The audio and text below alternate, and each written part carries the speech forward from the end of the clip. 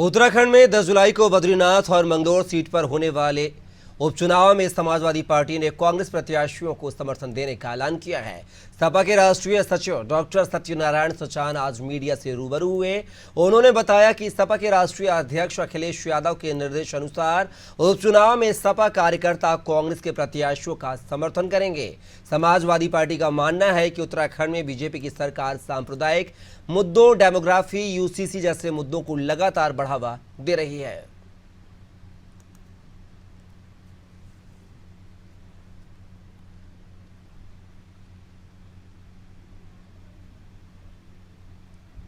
देखिए, माननीय राष्ट्रीय अध्यक्ष जी के निर्देशानुसार समाजवादी पार्टी उत्तराखंड में जो दो उपचुनाव यहाँ पर मंगलौर और बद्रीनाथ का हो रहा है, समाजवादी पार्टी समर्थन कर रही है। और समर्थन के साथ ही साथ हमारे जितने भी पदाधिकारी कार्यकर्ता हैं, इन दो विधानसभाओं में जाकर के प्रत्याशी के लिए काम करेंगे। और पूरी तरीके से इन दो, क्योंकि राजेंद्र भंडारी कांग्रेस में थे, वो किसी तरीके से वहाँ चले गए और ये सीट यहाँ पर बहुत थोड़े मतों से, वो भी बीएसपी की वजह से और कुछ वजह से, लेकिन इस बार यहाँ पर दोनों सीटें समाजवादी पार्टी समर्थन कर रही है कांग्रेस को, कांग्रेस के खाते में जाएंगी। पूरी तरीके से उत्तराखंड को ये इन दो सीटों से भारतीय जनता पार्टी मुक्त करना। और इस खबर पर हमारे साथ जो है हमारे उत्तराखंड से bureau head Sonu Singh phone line पर जुड़े हुए हैं। सोनू, बात किया है तो अब समाजवादी पार्टी है उपचुनाव में कांग्रेस को समर्थन देगी, यह ऐलान हो चुका है, तो इससे अब कांग्रेस को कितनी मजबूती मिलती हुई नजर आएगी उत्तराखंड में? देखिए, जो उत्तराखंड में जो समाजवादी पार्टी है उसका कुछ क्षेत्रों में जनाधार है और ऐसे में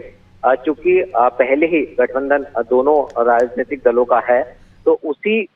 परिपाटी को आगे बढ़ाते हुए राष्ट्रीय अध्यक्ष जो समाजवादी पार्टी के हैं, उनके दिशा निर्देश पर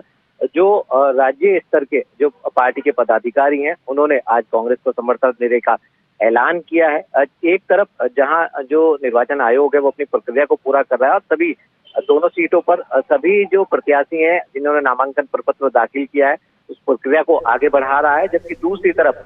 जो उपचुनाव दो विधानसभा सीटों पर होना है उसकी सरगर्मियां भी अब तेज हो गई हैं। और जहां एक और हम ये देख पा रहे हैं कि एक दल के जो पार्टी के नेता हैं वो दूसरे दल में शामिल हो रहे हैं, जबकि दूसरे तरफ अब हम चुनाव प्रक्रिया पूरी होते ही नामांकन की प्रक्रिया जैसे ही पूरी होगी उसके बाद